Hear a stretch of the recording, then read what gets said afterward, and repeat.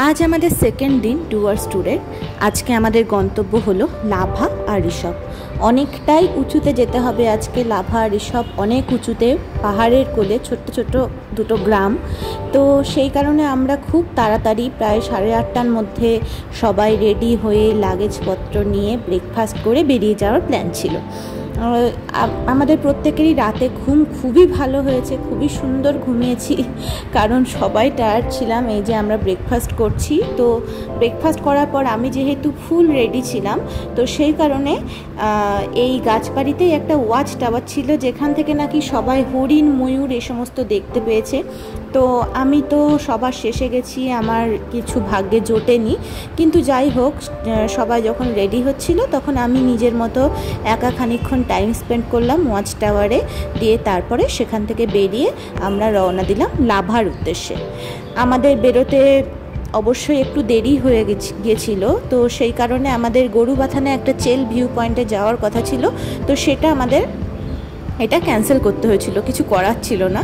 এই যে আমরা চা বাগান দেখতে দেখতে যাচ্ছি, চা বাগানের সৌন্দর্যটাই অন্যরকম, প্রচুর জঙ্গল, আমি জানি না কি জঙ্গল, কিছু একটা হবে।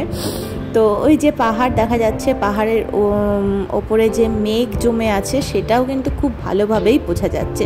এবং আজকের দিন থেকেই আমরা যে বর্ষাতে এসেছি পাহাড়ে, সেই বর্ষার পাহাড়ের যে আলাদা রূপ, সেই যে একটা নতুন এক্সপিরিয়েন্স, নতুন অভিজ্ঞতা, সেটা আমরা আজকের দিন থেকেই কিন্তু এক্সপিরিয়েন্স করতে পেরেছিলাম। এরপর আমরা চলে এসেছি পাপড়খেতি নামে একটা চা বাগানে, পাহাড়ের কোলে একটা চা বাগান, খুবই সুন্দর দেখতে। তো এখানে আমরা খানিকক্ষণ ফটো সেশন করলাম। আমার মা তো খুব এক্সাইটেড ছিল, চা বাগানে চায়ের পাতা দেখবো, চায়ের কুড়ি দেখবো, কুড়ি খুঁজে খুঁজে বেড়াচ্ছিল। তো পাপড়খেতিতে কিছু ছবি তুলে আমরা গেলাম একটা ছোট রেস্টুরেন্টে, কারণ আমাদের মোমো খাওয়ার শখ হয়েছিল।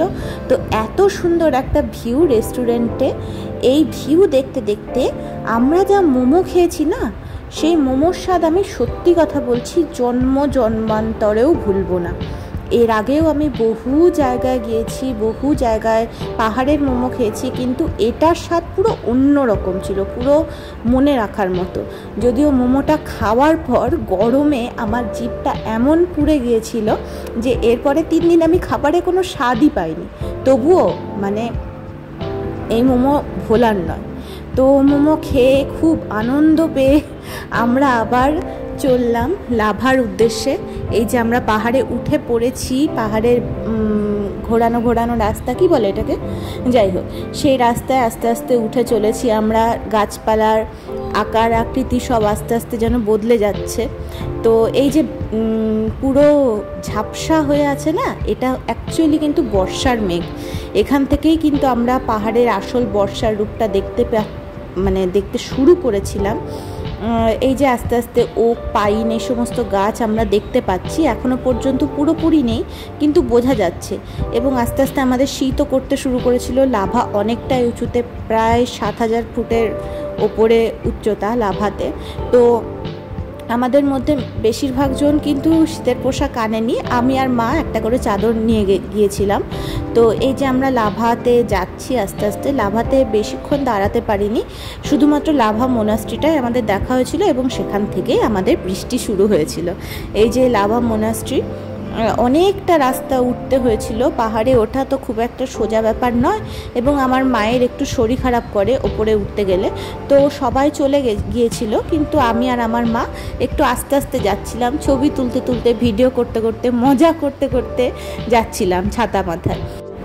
বেশ কিছুক্ষণ পরে আমরা লাভা মোনাস্ট্রিতে গিয়ে পৌঁছলাম, যদিও আমার মা শেষ পর্যন্ত যেতে পারেনি অতটা, আর আমিও মোনাস্ট্রিটা সেরকমভাবে ঘুরতে পারিনি, কারণ বাকি টিম মেম্বাররা অনেকক্ষণ আগেই পৌঁছে গিয়েছিল এবং তাদের নামার সময় হয়ে এসেছিল।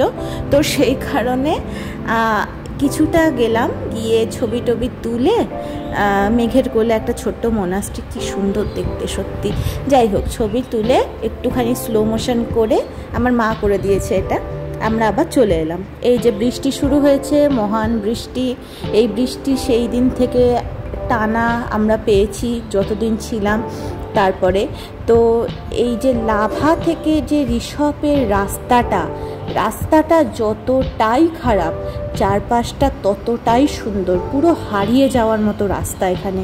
মানে এই যে চারদিকে পাইন গাছের সারি, আমার এত মন খারাপ করছিল, যেখানে আমরা নেমে হেঁটে যেতে পারলাম না বা নেমে আমরা দেখতে পারলাম না সৌন্দর্যটা, গাড়ি থেকেই দেখতে হলো।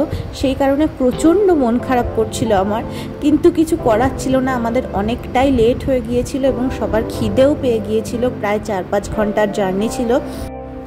ঋষভে আমাদের যে গন্তব্য, যে রিসর্ট, সেখানে আমরা পৌঁছে গেছি। ছোট্ট একটা জায়গা, ছোট্ট একটা গ্রাম, কিন্তু অসাধারণ সুন্দর।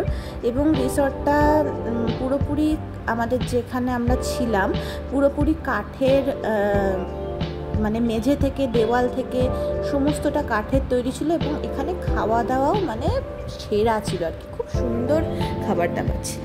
আর এবং একটা বড় টেবিলে বসে সবাই মিলে একসাথে খাওয়া দাওয়া করা, সেটার মানে অভিজ্ঞতাটাই পুরো অন্যরকম।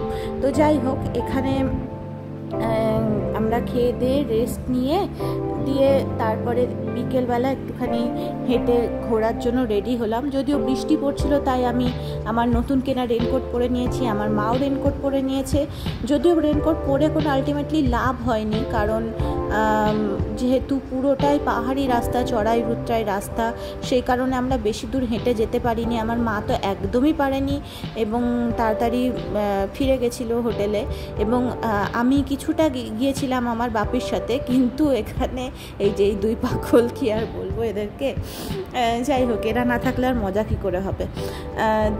আমি বাপির সাথে কিছুটা গেলাম, কিছুটা গিয়ে এই যে প্রচুর ফার্নের কার্পেট বিছিয়ে আছে, তো কিছুটা গিয়ে আমি আবার ভাবলাম যে মা বাপি দুজনেই নেই, তো আমি ব্যাক করি। তো আমার বাপি তো সুন্দর, মানে কি বলবো আর কি, কিছু কানে শুনতে পায় না, আমাকে একা ফেলে চলে এসছে। তো আমি এই যে রাস্তায়, পাহাড়ি রাস্তায় একা 10-15 মিনিট ধরে হেঁটে হেঁটে আসছি।